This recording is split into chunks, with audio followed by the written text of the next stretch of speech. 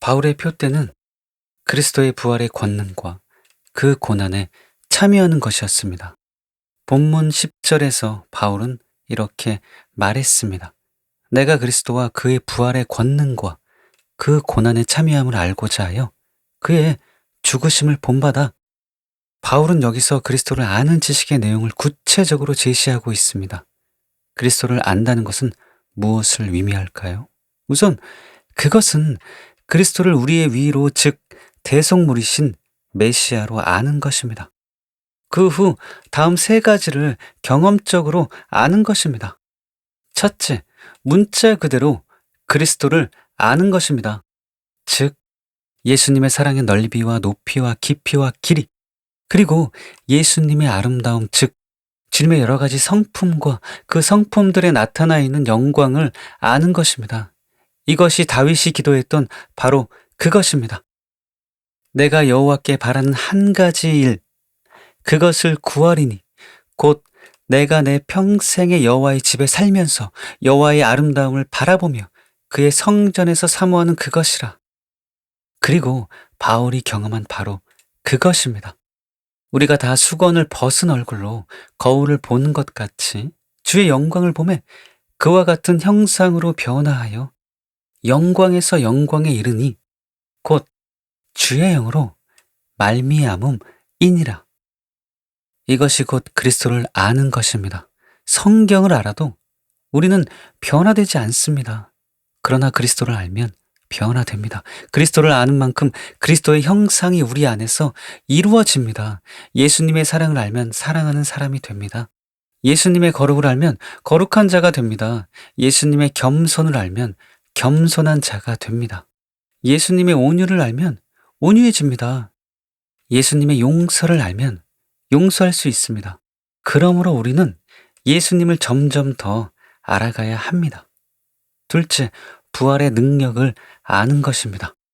그러므로 우리가 그의 죽으심과 합하여 세례를 받음으로 그와 함께 장사되었나니 이는 아버지의 영광으로 말미암아 그리스도를 죽은 자 가운데서 살리심과 같이 우리로 또한 새 생명 가운데서 행하게 하려 함이라. 부활의 능력은 우리로 하여금 새 생명 가운데 행하게 합니다. 즉 우리를 변화시킵니다. 이것은 에베소서 2장에 더 잘 나타나 있습니다. 그곳 1절과 5절에 보면 이런 말씀이 나와 있습니다. 그는 허물과 죄로 죽었던 너희를 살리셨도다.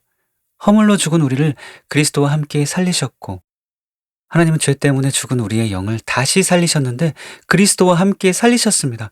부활의 능력으로 우리가 다시 살아났습니다. 우리는 살아나기 전 모두 다음과 같은 상태였습니다.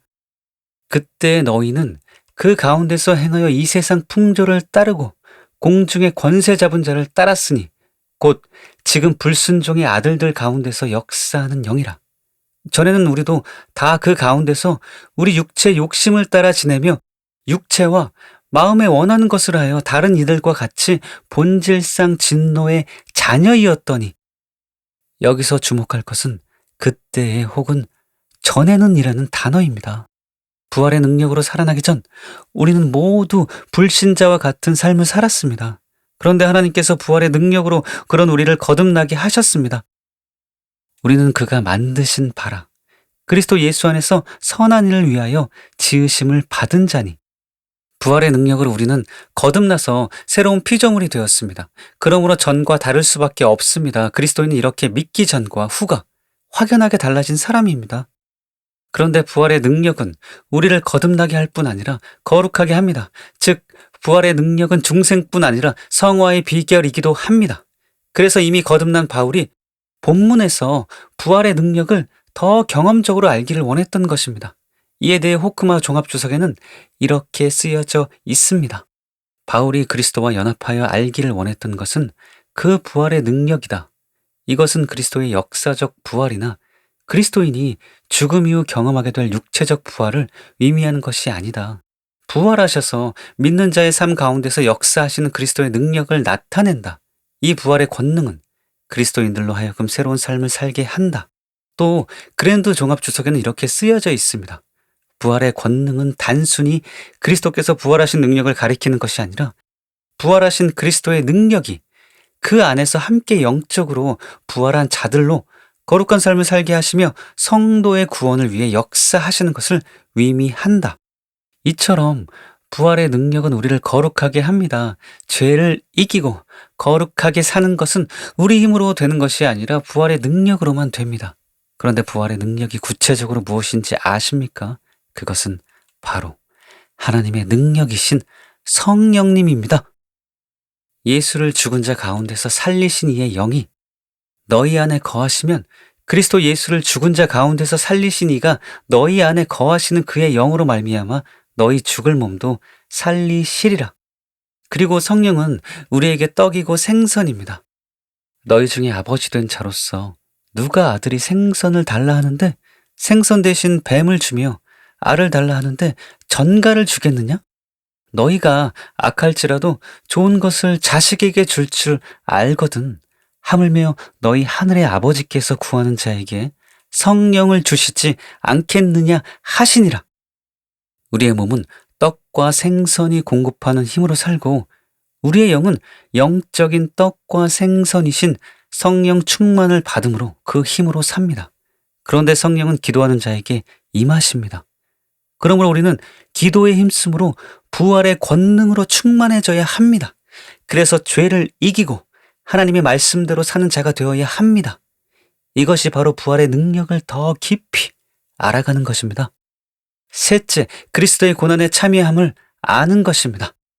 부활의 권능을 아는 것은 로마서 6장에 기록된 것처럼 그리스도의 부활에 동참함으로 새 생명 가운데서 행하는 것과 관련이 있습니다. 그러나 고난에 참여함을 아는 것은 로마서 6장에서 말하는 그리스도의 죽음에 동참함으로 옛사람이 죽는 경험을 가리키는 것이 아닙니다. 그것은 실제로 그리스도를 위해서 고난당하는 것을 가리킵니다. 이 사실은 여러 번역본에 분명하게 나타나 있습니다.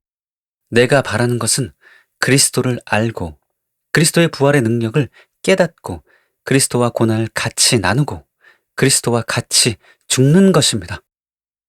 내가 바라는 것은 그리스도를 알고 그분의 부활의 능력을 깨닫고 그분의 고난에 동참하여 그분의 죽으심을 본받는 것입니다.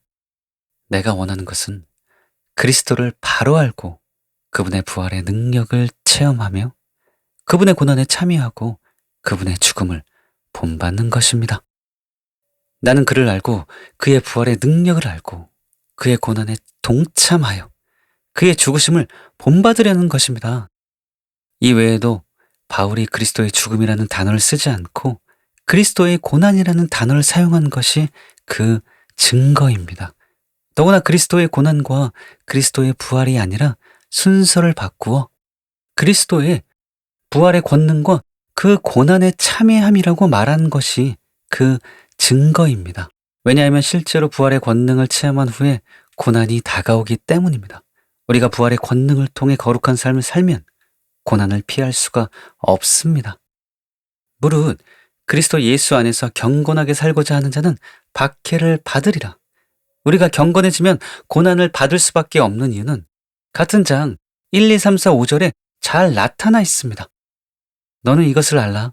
말세에 고통하는 때가 이르러 사람들이 자기를 사랑하며 돈을 사랑하며 자랑하며 교만하며 비방하며 부모를 거역하며 감사하지 아니하며 거룩하지 아니하며 무정하며 원통함을 풀지 아니하며 모함하며 절제하지 못하며 사나우며 선한 것을 좋아하지 아니하며 배신하며 조급하며 자만하며 쾌락을 사랑하기를 하나님 사랑하는 것보다 더하며 경건의 모양은 있으나 경건의 능력은 부인하니 이 같은 자들에게서 내가 돌아서라.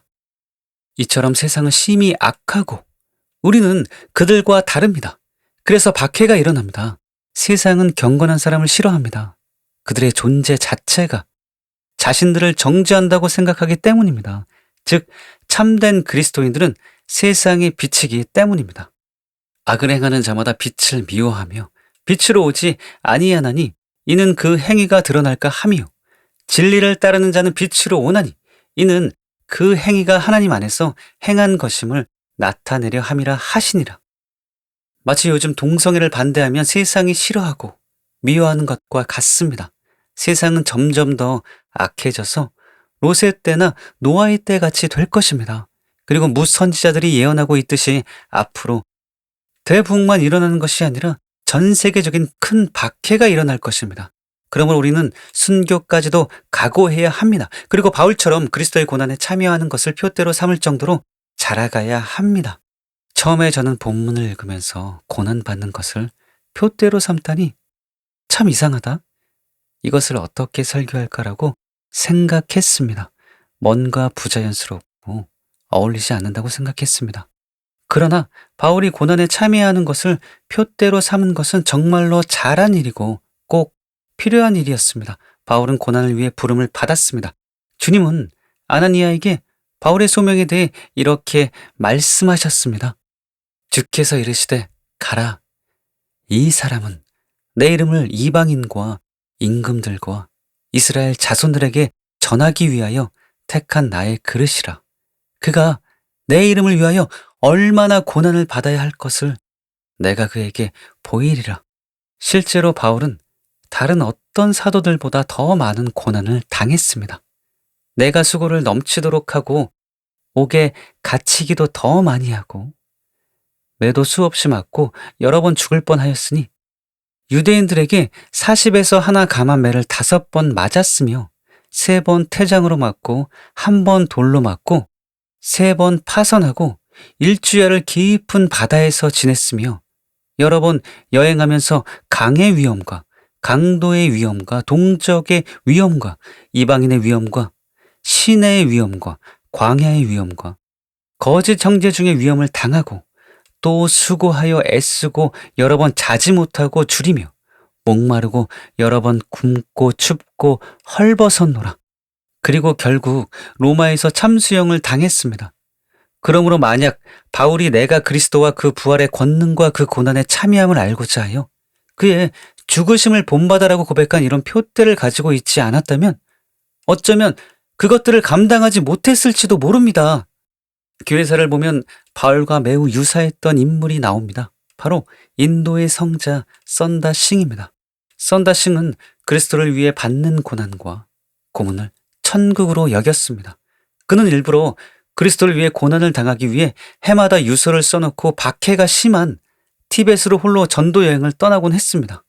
이러한 모습에서 우리는 고난을 피하려는 사람들과는 달리 그리스도의 고난에 참여하기를 소원했던 바울의 모습을 엿볼 수 있습니다.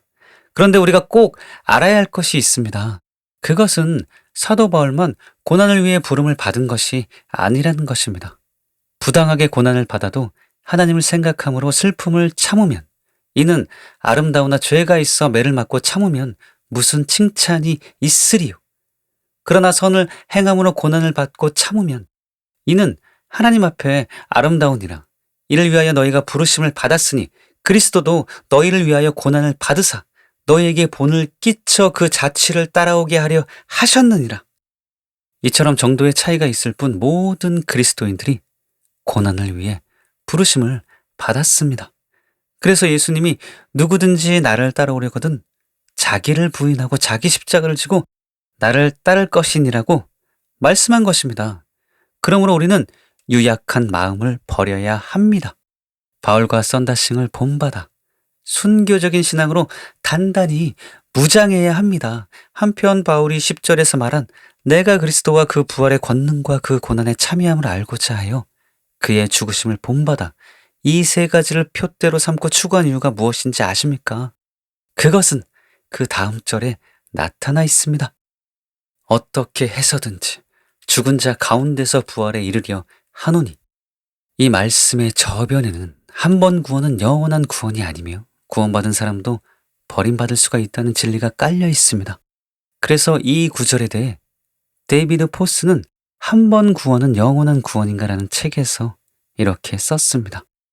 바울은 자신의 미래의 구원을 단 한 번도 당연한 것으로 받아들이지 않고 있다. 그는 그리스도와 그분의 부활의 능력을 더욱더 알기 원했으며 특별히 주님의 고통에 참여하기를 원했다. 이러한 훈련의 목표는 어찌하든지 죽은 자 가운데서 부활에 이르는 것이었다. 그 중요성 그대로 이 진술을 다루려고 하는 주석가들이 거의 없다는 사실이 얼마나 놀라운지 모른다. 더욱이 전혀 다른 의미를 이 문장 안에 집어넣곤 하는 복잡한 논쟁을 따라 읽는다면 우리는 더더욱 놀라게 된다. 이렇게 되는 이유는 바울이 자신의 미래에 대해서 절대적으로 확신하고 있지 않는 그 무엇인가가 있을 수 있다는 사실을 좀처럼 인정하지 않으려고 하기 때문이다. 또한 그 자신의 노력이 자신의 안전한 미래에 어떤 영향을 미칠 수 있다는 사실을 외면하려고 침묵하기 때문이다. 바울이 말한 부활은 죽은 자 가운데서의 부활입니다. 즉, 첫째 부활이요. 예수님이 말씀한 생명의 부활입니다. 이 부활은 아무나 참여하는 것이 아닙니다. 이 부활에 참여하려면 바울을 본받아야 합니다. 먼저 그리스도와 그 부활의 권능을 알므로 변화된 삶을 살아가야 합니다. 내 안에서 부활의 권능이 역사하고 있지 않은데 어떻게 부활할 수 있겠습니까? 그러므로 그리스도와 그 부활의 권능을 알므로 하나님 말씀대로 사는 자가 되어야 합니다. 이를 놀랍게 여기지 말라. 무덤 속에 있는 자가 다 그의 음성을 들을 때가 오나니 선한 일을 행한 자는 생명의 부활로, 악한 일을 행한 자는 심판의 부활로 나오리라. 그러나 이것을 당신께 고백하리이다. 나는 그들이 이단이라 하는 도를 따라 조상이 하나님을 섬기고 율법과 선지자들의 글에 기록된 것을 다 믿으며 그들이 기다리는 바 하나님께 향한 소망을 나도 가졌으니 곧 위인과 악인의 부활이 있으리라 함이니이다. 이것으로 말미암아 나도 하나님과 사람에 대하여 항상 양심에 거리낌이 없기를 힘쓰나이다.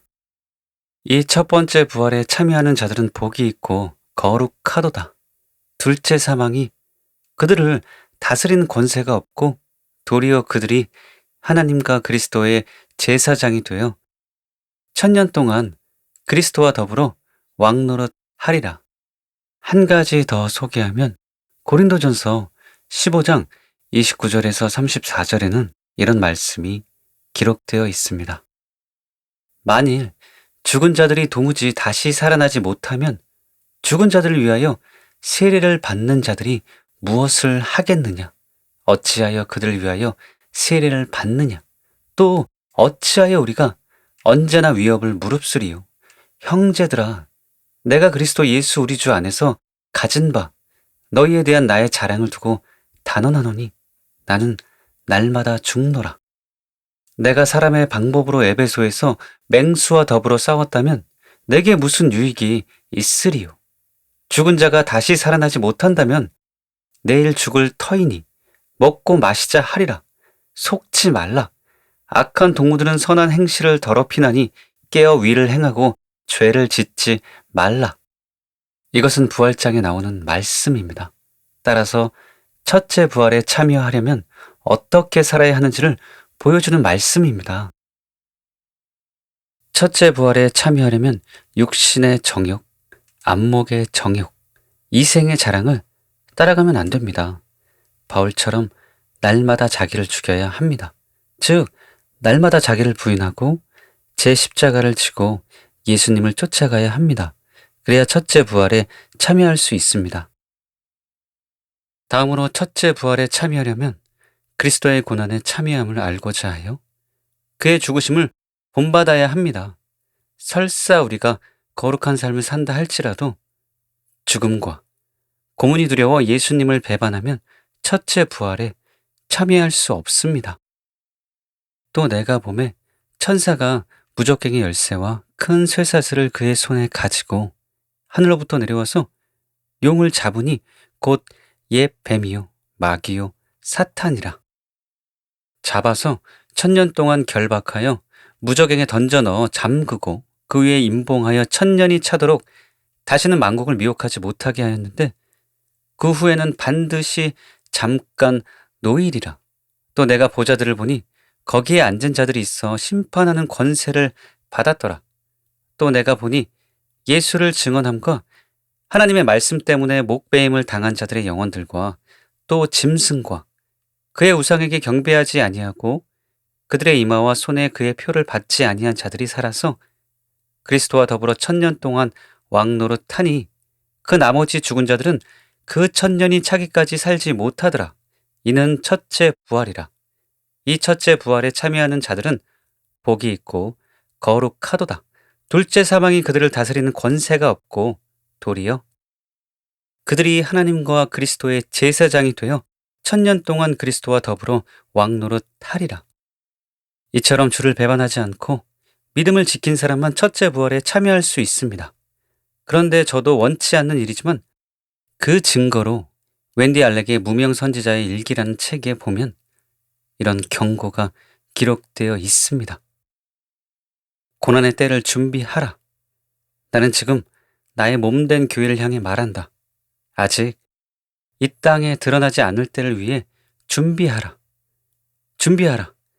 지금까지는 서구 사회가 나를 따라오는 것이 쉬웠다.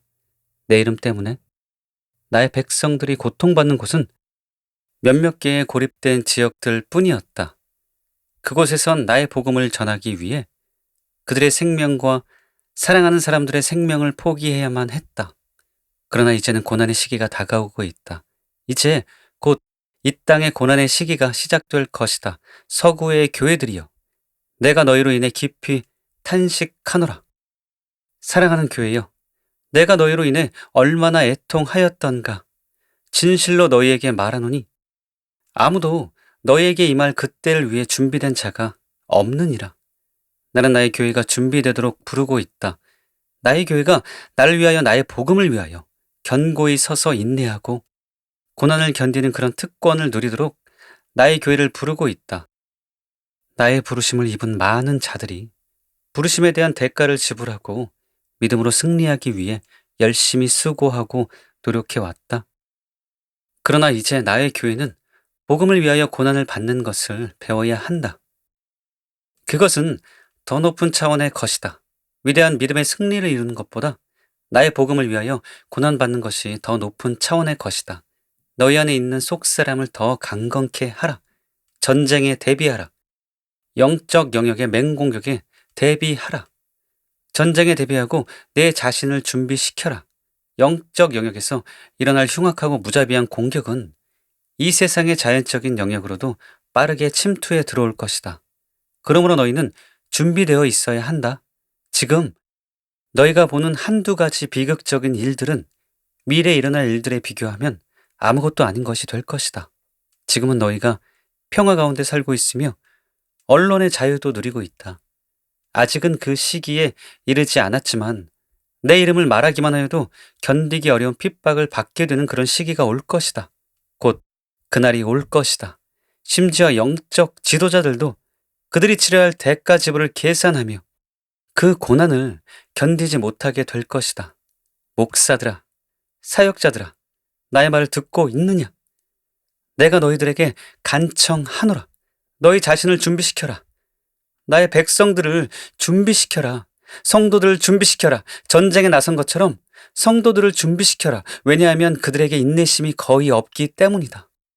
그들은 고난을 인내하는 법에 대해 가르침 받지 못했기 때문이다. 그들은 끈기 있게 인내하는 것에 대해 가르침을 받지 못했기 때문이다. 그들에겐 커다란 믿음은 있으나 인내심이 없구나. 너희가 그들에게 번영을 가르쳤고 최고로 좋은 곡식을 먹는 것만 가르쳐 왔다. 너희는 너희를 위한 멋진 빌딩을 지었다. 그러나 너희는 성도에게 젖과 같은 부드러운 음식만을 먹여왔고 앞으로 닥칠 고난들을 견뎌낼 만한 그런 음식들은 먹이지 않았다. 목사들아, 가르치라. 사역자들아, 가르치라. 내 이름을 위하여 고난을 참고 견딜 수 있도록 내 백성들을 가르치라. 사역자들아, 인내할 수 있도록 그들을 가르치라. 내 이름을 위하여 고난받는 것을 가르치라. 자신의 영광을 구하지 않도록 가르치라. 내가 너희에게 말하노니 오늘날 너무나 많은 나의 백성들이 나의 명성보다 그들 자신의 명성을 더 귀히 여기고 있다. 그런 자들은 다가올 고난들을 견뎌내지 못할 것이다. 내가 너희에게 말하노라. 진동이 다가오고 있다. 다시 한번 나의 교회는 흔들릴 것이며 핍박을 받게 될 것이다. 많은 사람들이 대가를 치를 것이다. 어떤 자들은 내 이름을 위하여 그들의 생명을 잃게 되기도 할 것이다. 그 후에 나의 영광스러운 교회가 일어나게 될 것이다. 오, 그렇다. 나의 영광스러운 교회는 일어나게 될 것이다. 진실로 너희에게 말하노니 나는 초대교회보다 더 영광스러운 교회를 위해 이 땅에 왔도다. 교회 안에서 남자, 여자, 그리고 아들과 딸들이 내 복음을 위해 자신의 생명까지 포기하는 그런 교회를 위해 내가 왔다. 나의 이름이 영광스럽게 여김을 받을 수 있게 하는 그런 교회를 위해 내가 왔노라. 모든 사람이 하나가 되는 그런 교회를 위해 내가 왔다. 나를 위한 고난은 마치 값진 진주처럼 귀하다. 이를 아는 교회를 위해 내가 여기 왔노라. 나의 복음을 열방에 선포하는 그런 교회를 위해 내가 왔노라. 그런 교회가 영광스러운 교회이다. 그러한 교회는 마지막 때에 일어날 점도 없고 흠도 없는 나의 신부이다. 우리는 대한민국에도 이것이 해당되는지, 그리고 해당된다면 어느 정도의 박해가 있을지 모릅니다. 그러나 미리 만반의 준비를 갖춰야 합니다. 주기철 목사님처럼 일사각오의 신앙으로 무장해야 합니다. 그래서 어떤 박해가 와도 주를 배반하지 않고 첫째 부활에 참여하는 자가 되어야 합니다. 내가 내 친구 너희에게 말하노니 몸을 죽이고 그 후에는 능히 더 못하는 자들을 두려워하지 말라. 마땅히 두려워할 자를 내가 너희에게 보이리니 곧 죽인 후에 또한 지옥에 던져 넣는 권세 있는 그를 두려워하라. 내가 참으로 너희에게 이르노니 그를 두려워하라. 고통을 피하려고 주님을 배반하는 것은 고통을 피하는 것이 아닙니다. 오히려 영원히 끝나지 않는 고통으로 자기를 밀어넣는 것입니다. 그러므로 우리는 핍박하는 자가 아니라 하나님을 바라보아야 하며 고문이나 고통이 아니라 지옥의 영원한 형벌에 주목해야 합니다. 그래서 마음을 강하게 하고 담대히 하여 끝까지 믿음을 지키는 자가 되어야 합니다.